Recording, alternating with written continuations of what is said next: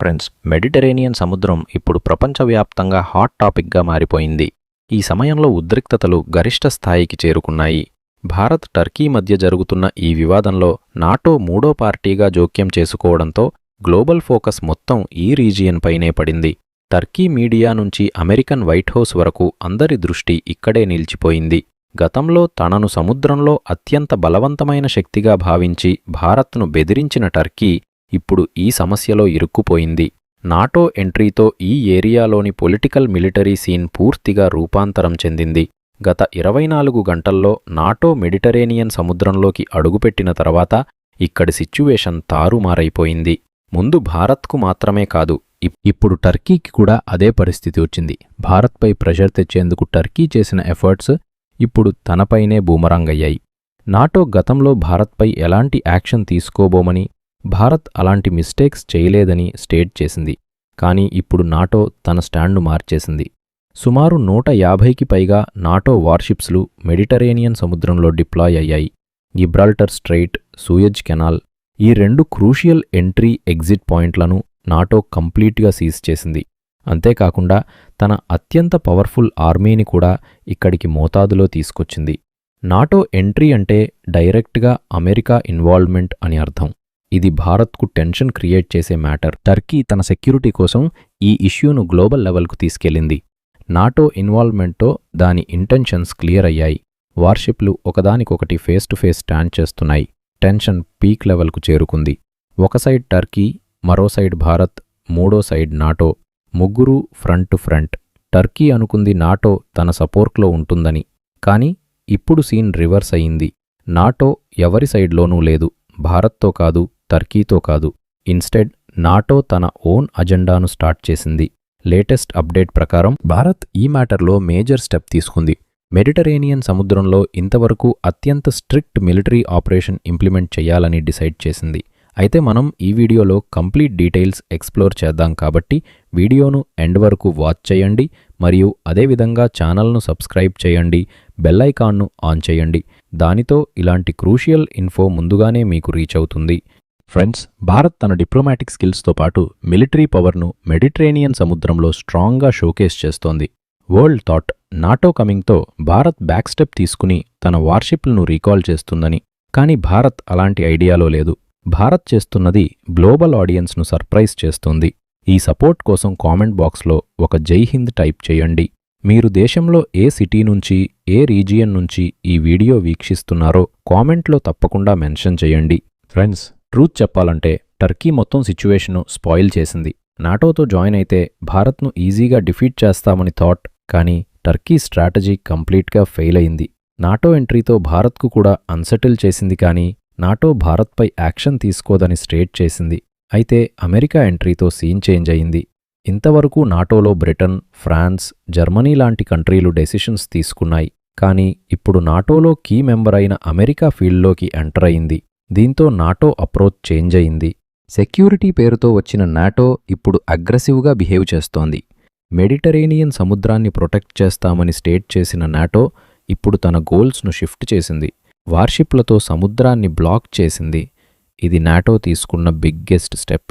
Bharat view point ప్రకారం గత 24 గంటల్లో నాటో పాజిటివ్ మూవ్స్ తీసుకుంటుందని ఎక్స్పెక్ట్ చేసింది. కానీ నాటో సడన్గా స్ట్రాటజీ చేంజ్ చేసి వార్షిప్లతో సముద్రాన్ని సీజ్ చేసింది. ఇప్పుడు ఎవరూ సముద్రంలోకి ఎంటర్ కాలేరు, అవుట్ కాలేరు. భారత్కు చెందిన 4 వార్షిప్లు, టర్కీ వార్షిప్లు ఇక్కడ ఉన్నాయి. కానీ నాటో మ్యాసివ్ వార్షిప్లను, సుమారు 20,000 సోల్జర్స్ను డిప్లాయ్ చేసింది. దీని meaning NATO huge conspiracy plan చేస్తోంది. టర్కీ స్ట్రాటజీ ఫెయిల్ అయింది. నాటో హ్యాండ్లో ఇప్పుడు ఫుల్ కంట్రోల్ ఉంది. దాని ఇంటెన్షన్ ఏమిటో అండర్స్టాండ్ చేయడం డిఫికల్ట్గా ఉంది. గతంలో సముద్రంలో ట్రాఫిక్ ఫ్రీగా రన్ అవుతుంది. కానీ ఇప్పుడు నాటో దానిపై డామినేషన్ సీక్ చేస్తోంది. నాటో థాట్ నార్మల్ టైంలో ఎంటర్ చేస్తే వరల్డ్ ఆపోజ్ చేస్తుందని.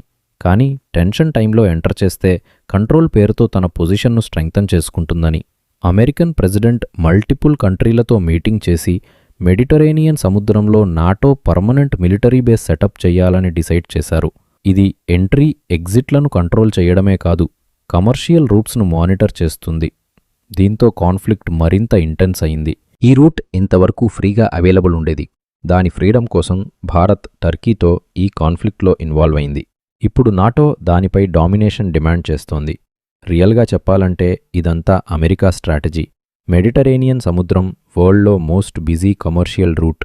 అమెరికా దీన్ని కంట్రోల్ చేస్తే అది భారత్కు మాత్రమే కాదు, టోటల్ వరల్డ్కు బ్లో. ఫ్యూచర్లో కొన్ని కంట్రీలు మాత్రమే ఈ రూట్ను యూజ్ చేయగలవు. అమెరికా తన విల్ ప్రకారం రన్ చేస్తుంది. కానీ దీనికి ఓపోజ్ చేసి భారత్ వాయిస్ రైజ్ చేసింది. ఎవరైనా నాటో, టర్కీ, అమెరికా మెడిటరేనియన్ సముద్రంలో డామినేషన్ ఎస్టాబ్లిష్ చేయడాన్ని భారత్ అలౌ చెయ్యదని క్లియర్ చేసింది. ఈ సిచ్యువేషన్లో రష్యా, ఇజ్రాయెల్ భారత్కు సపోర్ట్ అనౌన్స్ చేశాయి. అందరూ ఎక్స్పెక్ట్ చేశారు నాటో వచ్చేసరికి భారత్ టర్కీ డిస్ప్యూట్ సెటిల్ అయి టర్కీ సపోర్ట్లో భారత్ను అవుట్ చేస్తుందని. కానీ అలా హ్యాపెన్ కాలేదు. నాటో తన స్ట్రాటజీ చేంజ్ చేయడంతో గ్లోబల్ నేషన్స్ షాక్ అయ్యాయి. రష్యా భారత్ సైడ్ స్టాండ్ చేస్తుందని, నీడైతే మెడిటరేనియన్ సముద్రం బాటిల్ గ్రౌండ్ అవుతుందని మల్టిపుల్ నేషన్స్ నాటోను ఆపోజ్ చేస్తున్నాయి. టర్కీ మెడిటరేనియన్ సముద్రంలో ఇల్లీగల్గా సెటప్ చేస్తున్న పోర్టును నాటో తన కంట్రోల్లోకి తీసుకోవాలని ట్రై చేస్తోంది.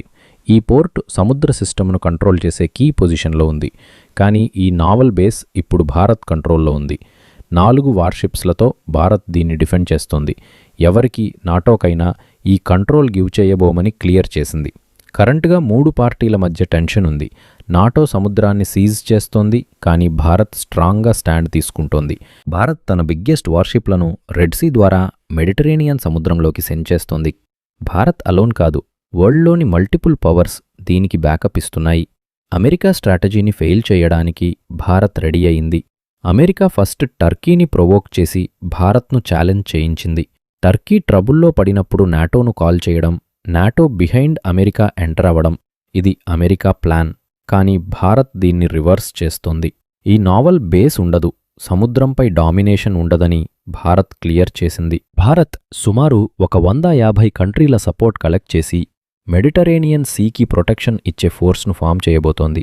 ఈ ఫోర్స్ రూట్స్ను క్లియర్ చేస్తుంది.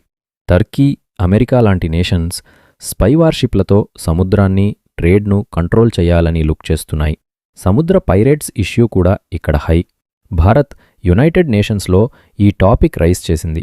మెడిటరేనియన్ సముద్రం ఎవరి ప్రాపర్టీ కాదని, ఎవరి డామినేషన్ను అలౌ చేయమని క్లియర్ చేసింది. China, Russia, Japan, Australia, Indonesia, Myanmar, Vietnam లాంటి కంట్రీలు భారత్కు సపోర్ట్ అనౌన్స్ చేశాయి.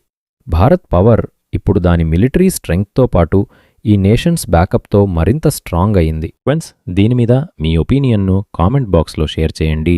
ఇలాంటి వీడియోల కోసం మా ఛానల్ను సబ్స్క్రైబ్ చేయండి. జై హింద్.